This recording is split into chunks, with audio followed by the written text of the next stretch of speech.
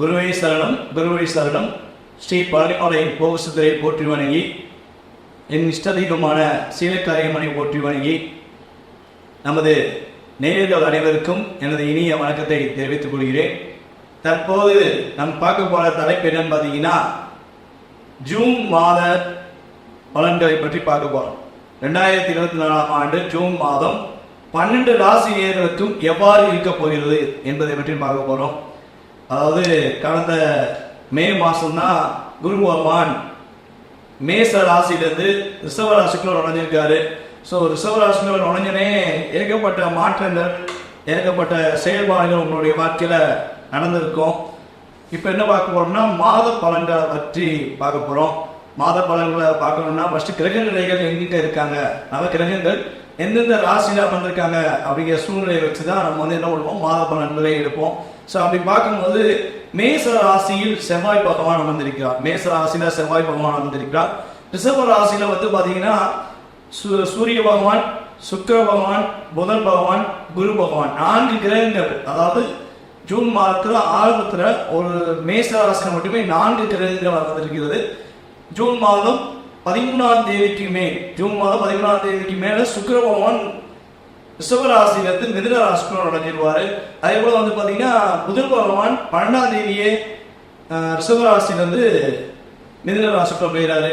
சூரிய பகவான் பாத்தீங்கன்னா கரெக்டா ஜூன் மாதம் 15ஆம் தேதி ரிஷபராசிலிருந்து மிதுன ராசி நோக்கி பயணிக்கிறார். இந்த 3 கிரகங்கள் மட்டும்தான் இந்த மாதத்துல இடம் விட்டு இடம் மாறினாங்க அப்படிங்கிறத தெரிஞ்சுக்கிறோம். ஸோ அதுக்கு இருந்தபடியா பாத்தீங்கன்னா கேது பகவான் பாத்தீங்கன்னா கன்னி ராசியில வந்திருக்கிறார். காலபுருஷ ராசியில 6வது இடத்துல கேது பகவான் வந்திருக்கிறார். அதுக்கு அடுத்தபடியாக சனி பகவான் பாத்தீங்கன்னா கும்ப ராசியில 11ஆம் இடம், காலபுருஷ ராசிக்கு 11ஆம் இடமான கும்ப ராசியில சனி பகவானும், 12ஆம் இடமான மீன ராசியில ராகு பகவானும் வந்திருக்காங்க. சந்திரன் பாத்தீங்கன்னா 2 நாட்களுக்கு ஒரு முறை ஒரு ராசி விட்டு இன்னொரு ராசிக்கு அனுப்ப போவார். இப்போ 9 கிரகங்களுடைய தன்மைகளை இப்போ பார்த்துட்டோம். ஸோ இந்த 9 கிரகங்கள் இவ்வாறு இருப்பதனால நம்ம என்னென்ன ராசிகளுக்கு என்ன மாதிரி மாற்றங்கள் ஏற்படும்போது, என்னென்ன நன்மைகள் ஏற்படும்போது நம்ம பார்க்குறோம். ஸோ இதை பார்த்தீங்கன்னா நல்லா தெரிஞ்சுக்கோங்க. ஏன்னா நம்ம குரு பயிற்சி பலன்கள் போடுறது சரி, ராஜ்யம் பயிற்சி பலன்கள் போடுறது சரி, சனி பயிற்சி பலன்கள் போடுறது சரி, அதே போல இந்த கோச்சார ரீதியான மாத பலன்கள் போடுறது எல்லாமே பார்த்தீங்கன்னா உங்களுடைய வாழ்க்கையில குறைஞ்சது 20-30% ஒரு மாற்றத்தை ஏற்படுத்தும். கிரகங்கள் ஒரு ராசியிலிருந்து இன்னொரு ராசியை கலக்கும் போது அதனுடைய தன்மைக்கு ஏற்றவாறு ஒவ்வொரு ராசிக்காரர்களுக்கும் மாற்றங்கள் இருக்குங்கிறது உண்மை. ஆனால் உங்களுடைய எதிர்கால வாழ்க்கை, நீங்க நினைக்கிற ஒவ்வொரு விஷயங்களையும் என்னென்ன நன்மைகள் நடக்கும், என்னென்ன விஷயங்கள்லாம் நம்ம எதிர்பார்த்த மாதிரி நடக்கும், நம்ம ஒரு வீடு கட்டணும்னு நினைச்சாலோ, ஒரு கடன் நினைக்க நினைச்சாலோ, இல்லை கல்வி சம்பந்தப்பட்ட விஷயங்கள்ல ஒரு மாற்றம், பெரிய மாற்றத்தை எதிர்பார்க்கணும் அப்படின்னா கண்டிப்பாக பார்த்தீங்கன்னா உங்களுடைய சுய ஜாதகம் மட்டும்தான் மிகப்பெரிய இன்வால்மெண்ட்டாக எடுத்து வரும். ஏன்னா சுய ஜாதகத்தில் உள்ள கிரக நிலை அமைப்புகள், தற்போது நடக்கும் தசாப்தி அமைப்புகள், எந்த கிரகத்தோடு உங்களுடைய நடக்கும் தசாப்தி அமர்ந்திருக்கிறாரு, அதனுடைய தன்மைகள், பார்வைகள், இதெல்லாம் வச்சுதான் நம்ம உங்களுடைய ஜாதக ரீதியாக 70% நிர்ணயம் செய்ய போகின்றன. மீதி உள்ள அந்த 20-30 பாயிண்ட் ஆஃப் வியூ தான் நம்ம சொல்ற கோச்சார ரீதியான பலன்களுடைய தன்மை என்பதை ஃபர்ஸ்ட் உங்களுக்கு தெரியப்படுத்திக்கிறேன். ஏன்னா என்ன கேட்காங்கன்னா நிறையவே கமாண்ட்ஸ் கொடுக்காங்க. கமாண்ட்ஸ் சாமி எனக்கு பார்த்தீங்கன்னா இந்த குரு பயிற்சி பாராட்டு நிறைய கமாண்ட்ஸ் நம்ம யூடியூப் பார்த்துட்டு மலேசியா, சிங்கப்பூர், அப்புறம் லோக்கல் சென்னை, கோயம்புத்தூர், இப்படி நிறைய ஊர்களில் எங்கள் சிவாசி சார்ந்த பகுதிகள் எதுவுமே நிறைய கால்ஸ் வருது. சார் நீங்கள் சொன்ன மாதிரி நடந்துச்சு, எனக்கு கேள்வி சொல்கிறேன், எனக்கு நீங்கள் சொன்ன விஷயங்கள் அப்படியே நடந்துச்சு, அப்புறம் எனக்கு மீன ராசியில் நிறைய பேர் கால் பண்ணாங்க. ஸோ இப்படி ஒவ்வொருத்தவங்களும் கருத்துக்கள் சொல்லும்போது சந்தோஷமா இருக்கு. சில பேர் கமெண்ட்ஸ் போடுறாங்க, உங்களுக்கு என்ன நீங்கள் போட்டுட்டு போயிருங்க, எங்களுக்கு இந்த மாற்றம் இல்லையே அப்படின்னு கேட்க நான் சொல்கிற ஒரு விஷயம் என்னன்னா, உங்களுடைய சுய ஜாதகத்தை ஃபஸ்ட்டு நீங்கள் செக் பண்ணுறதுக்கு நீங்கள் ஏற செக் பண்ணாது, இல்லை உங்களுக்கு பிடிச்ச ஜோதிடத்தை கட்டாயமாக நீங்கள் செக் பண்ணுங்க. ஸோ அதில் என்ன மைனஸ் இருக்குது, அதை எதை சரி செய்வதற்கு என்ன வழிபாடு முறைகளை நீங்கள் பின்பற்றணும் அப்படிங்கிற தெரிஞ்சுக்கிட்டீங்கன்னா கட்டாயமாக நம்ம சொல்கிற பலன்களும் உங்களுக்கு ஒரு மிகப்பெரிய ஒரு சப்போர்ட்டாக இருக்குங்கிறது உண்மை. ஸோ வீடியோ பார்க்குற அத்தனை பேருமே நம்மளுடைய யூடியூப் சேனல் சப்ஸ்கிரைப் பண்ணிக்கோங்க. மேலும் மேலும் உங்களுடைய ஆதரவு கொடுங்க. இப்போ நம்ம பார்க்க போகிற பொது பலன்களை பற்றி பொழுதுதான் பார்ப்போம். காத்திருந்த 12 ராசிகளுக்கான பொது பலன். மேச ராசி நேயர்களுக்கு ஜூன் மாதத்தில் நடைபெறும் நன்மைகள் என்னென்ன விஷயங்கள்ல நம்ம மேசராசிக்காரங்க கவனமா இருக்கணும் அப்படிங்கிற பத்தி பார்ப்போம். மேசராசியில பாத்தீங்கன்னா ராசியின் அதிபதியான செவ்வாய் பகவானை உட்கார்ந்தது. இதோட பெரிய ஒரு மாற்றம் வேணுமா? ஒரு மிகப்பெரிய ஒரு பொக்கிஷமான விஷயம். ஏன்னா எப்பவுமே தான் வீட்டில் நம்ம இருக்கும்போது எப்படி இருப்போம், ஒரு தைரியம், நமக்கு ஒரு தன்னம்பிக்கை இருக்கும், நம்ம கூட ஒரு சப்போர்ட்டா ஒரு ஆளுக்கு மாதிரி இருப்போம், தன்னம்பிக்கையோட இருப்போம். பார்த்தீங்களா, அந்த தன்னம்பிக்கை ஜூன் மாதத்தில் மேசராசிக்காரர்களுக்கு உறுதியாக ஏற்படும் என்பது முதல்ல ஒரு பாயிண்டா சொல்லிடலாம். ஏன்னா உங்களுடைய ராசியின் அதிபதி செவ்வாய் இந்த மாதம் முழுவதுமே, ஜூன் மாதம் முழுவதுமே மேசராசியில தான் வந்திருக்கிறார். அதுக்கு அடுத்தபடியாக பாத்தீங்கன்னா மேச ராசிக்கு 2ஆம் இடத்துல 4 கிரகங்கள் வந்திருக்கு. 2ஆம் இடத்துல எப்பவுமே பாத்தீங்கன்னா ஒரு சுய ஜாதகத்துல, யாருடைய சுய ஜாதகம் எடுத்துக்கோங்க, அவங்களுடைய சுய ஜாதகத்துல மிக முக்கியமான ஒரு வலிமைப்படுத்த கிரகங்கள் அமர்ந்திருந்தாங்கன்னா பொருளாதாரத்தில் தடை இருக்காது அப்படிங்கிறது ஒரு சாஸ்திரம். அப்படி பார்க்கும்போது கிட்டத்தட்ட 4 கிரகங்கள், குரு பகவான், சூரிய பகவான், புதன் பகவான், சுக்கிர பகவான், இந்த 4 கிரகங்களும் ஆரம்பத்துல ஜூன் மாதம் ஆரம்பத்துல ஒன்னோட வந்திருக்காங்க. ஸோ இப்போ ஆரம்பத்திலேயே பாத்தீங்கன்னா உங்களுக்கு ஒரு பொருளாதார சம்பந்தப்பட்ட விஷயங்கள மிகப்பெரிய ஒரு மாற்றம் உண்டு, மிகப்பெரிய ஒரு முன்னேற்றம் உண்டு அப்படிங்கிறத தெளிவா சொல்ல முடியும்.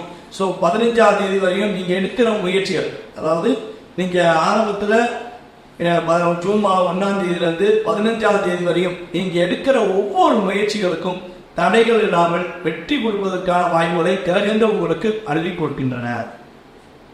அதே போல உங்கள் ராசியில் ஜென்ம குருவாக இருந்த கிட்டத்தட்ட 1 வருட காலமாக உங்க ராசியில் ஜென்ம குருவாக இருந்த குரு பகவான் தற்போது உங்கள் ராசிக்கு 2ஆம் இடத்துல போயிருக்கா. பார்த்தீங்களா, அப்போ நீங்க கொடுத்த வாக்கு காப்பாற்றக்கூடிய சூழ்நிலைகள், உங்களுடைய வாக்குல ஒரு தெளிவு இருக்கும்.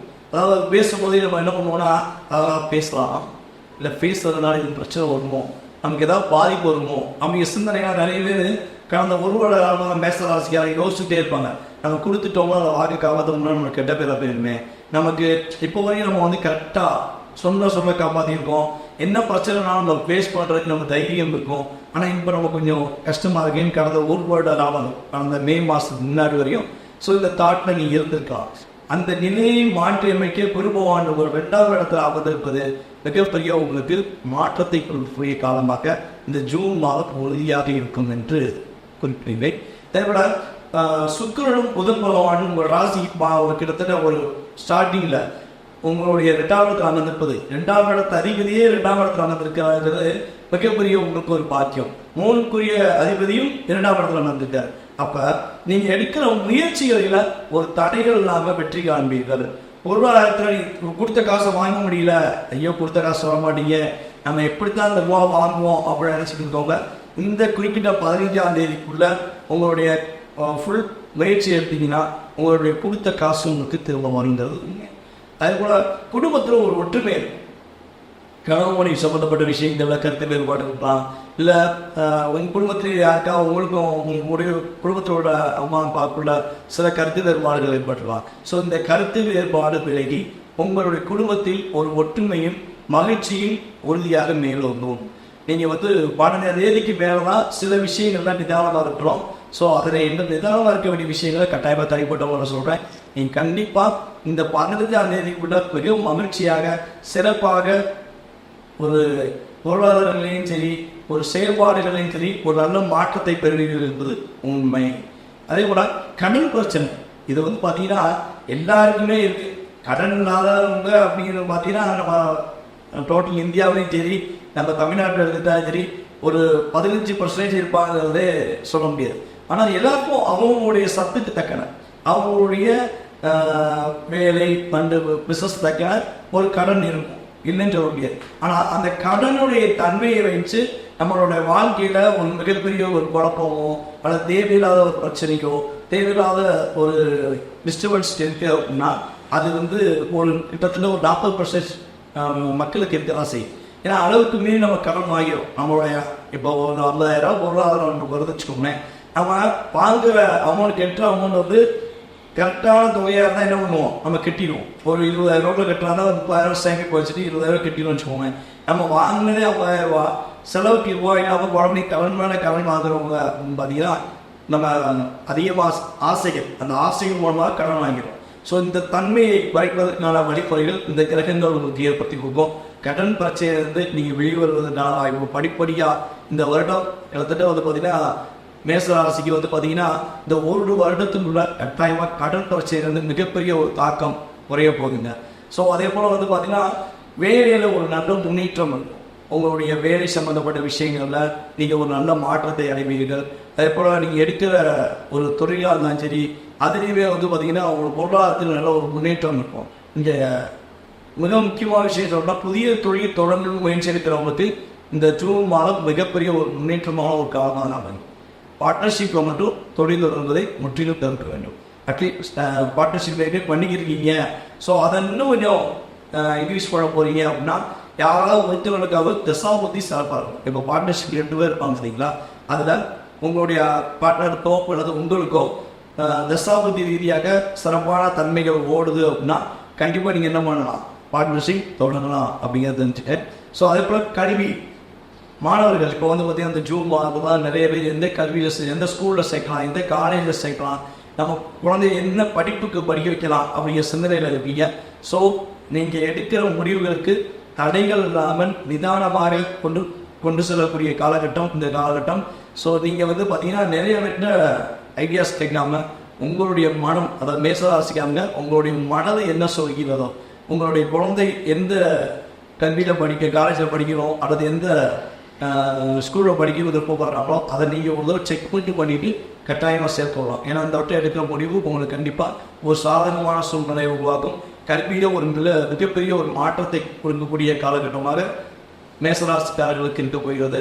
அதே போல் பார்த்தீங்கன்னா பெண்களுக்கு பார்த்தீங்கன்னா ஒரு மன அழுத்தம் நீங்கி உங்களுடைய கணவன் உங்களை புரிஞ்சுக்கிட்டு வாழ்றது அல்லது உங்களுடைய குடும்பத்தில் உங்களுடைய பேரண்ட்ஸ் உங்களை புரிஞ்சுக்கிட்டு வாழக்கூடிய தன்மையில் இந்த ஜூன் மாதம் உங்களுக்கு இருக்க போகிறது என்பதை கூறிக்கொள்கிறேன்.